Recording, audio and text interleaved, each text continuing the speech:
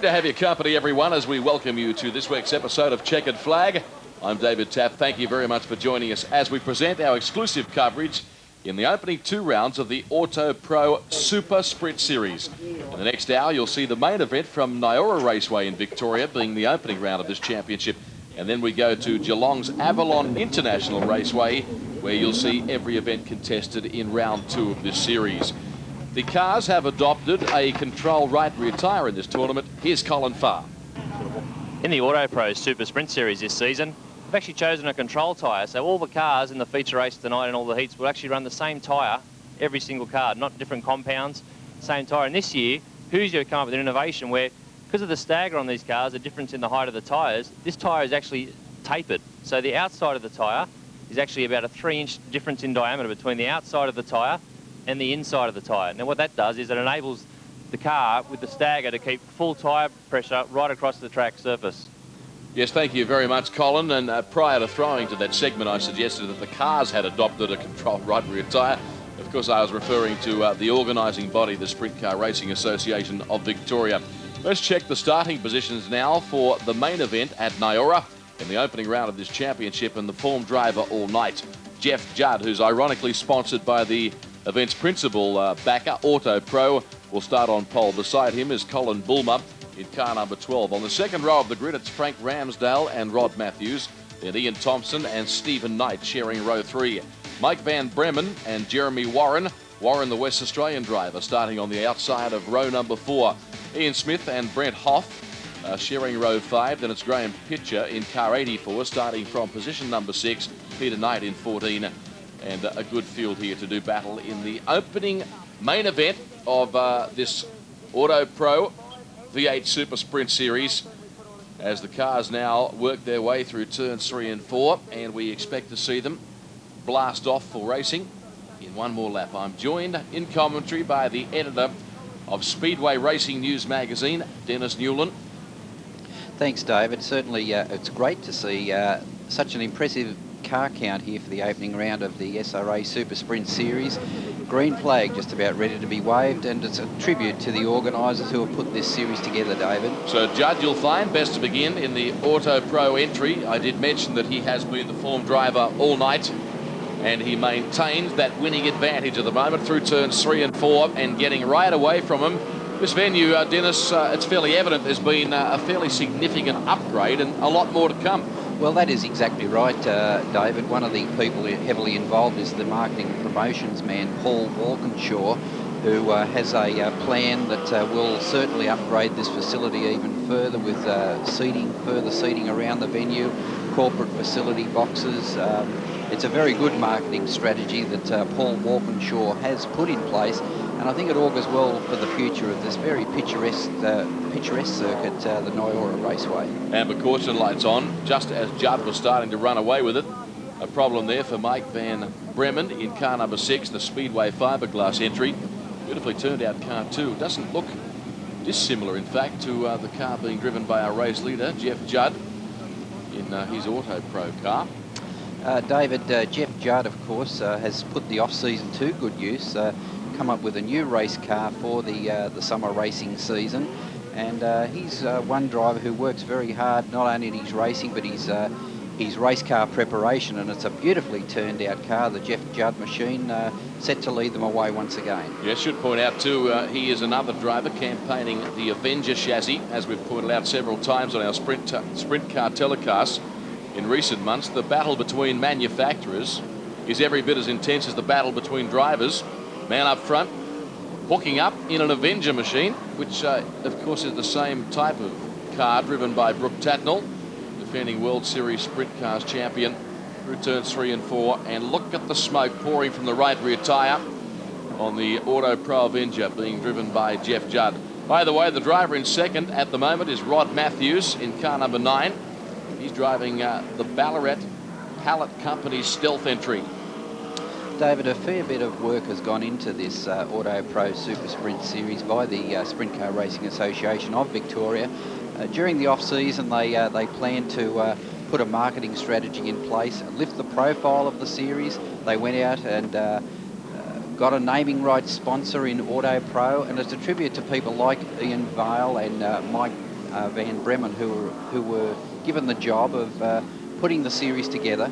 And we've seen a great turnout of cars, and this does augur well for the tournament this coming summer racing season, which will not only be seen in Victoria, but they also move into New South Wales with a stopover at the Wagga International Raceway, and of course at the very, very spectacular circuit, the Borderline Speedway at Murray Bridge.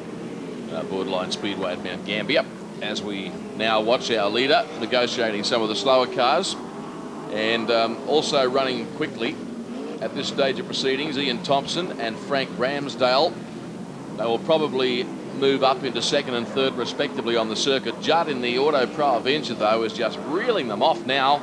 He's threading the eye of the needle, doing a terrific job out there. Let's be honest about it, the Nyora circuit can be a little on the one-line side of things, and it's fairly narrow too compared to some of the venues that will do feature more wide open space. You can see there that Judd is on it and off it.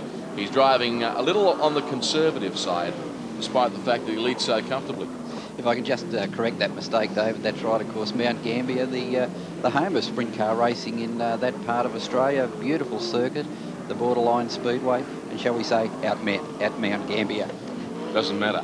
Doesn't matter. Everybody is human. Judd back straight. You can see him discarding a tear off there as our cameraman loses focus momentarily.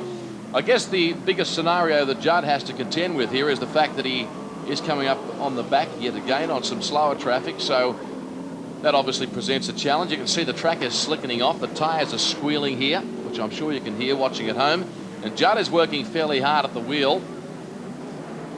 David, I think too, as the track slickens off, the problem here too, as you say, not only is it lap traffic, but the track now is starting to go very hard and slick down on that pole line.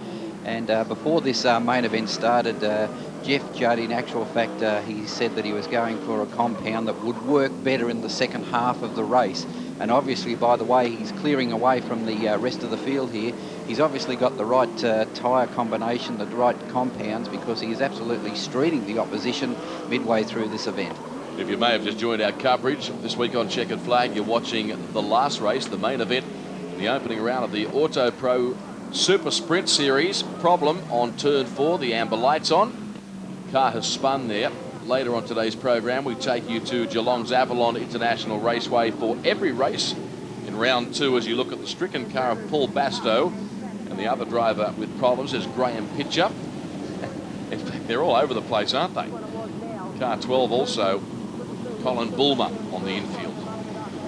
So 3 of them have come to grief, if you like. There's Ian Thomsen in the predominantly green car, number 32, running strongly. Yes, Ian Thomsen this season has a Kendrick engine, and that's another team, David, that has spent the off-season, put it to good use, prepared their race cars, got a fresh Kendrick engine out of WA, and they're just about set now once again to continue on with this race. So a number of the drivers out of Victoria are working very hard on their racing and their equipment, and I think we've seen the benefits here tonight with a good field of cars. Here's the restart. We should get them home on this occasion. Judd is being forced to do it all over again, and he clears out. The battle between Ramsdale, Thomsen, and also Garry Chippendall, and to a lesser extent Van Bremen, is on in earnest behind him. Judd clears out, leading by 20 or 30 metres, running the Autopro Avenger.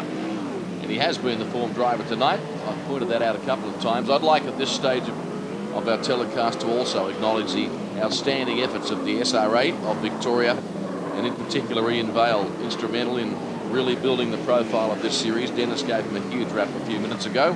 I'd just like to do likewise, and was also instrumental in organising the exclusive television coverage on C7. You'll see every round right here.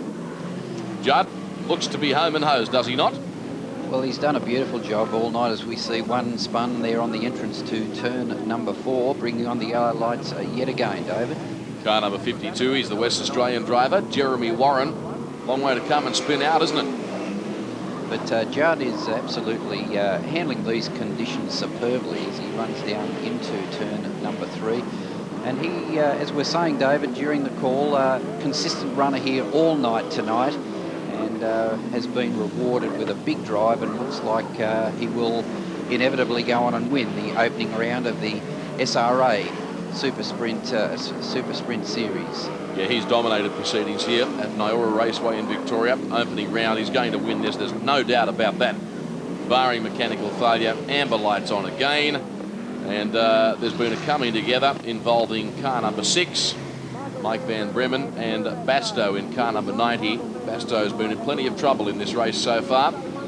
And we may find, in fact, officials will look at declaring this should there be too many more stoppages, certainly as time is against us.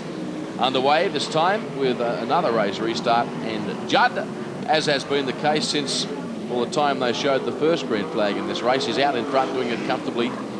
In second is still Ian Thomsen, then Ramsdale in third.